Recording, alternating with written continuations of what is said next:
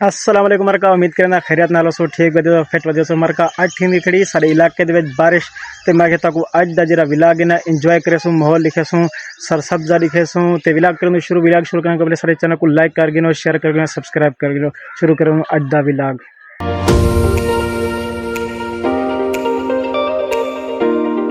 उतर से जा पीछे उतर हां ऐसे आ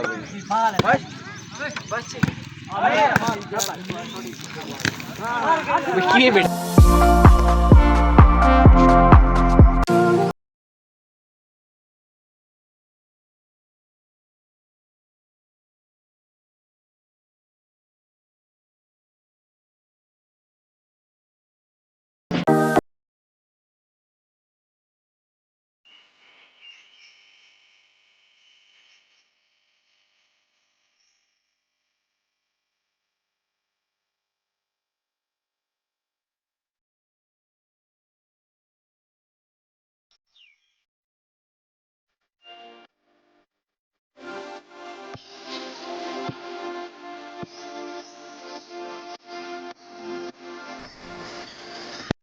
मरका उम्मीद करना था आपको छोटी सी वीडियो चंगी लगी वीडियो चंगी लगी तो वीडियो को लाइक करो शेयर करो सब्सक्राइब करो मिलते हैं इंशाल्लाह अगले विलाग में सब इजाजत अल्लाह हाफिज़।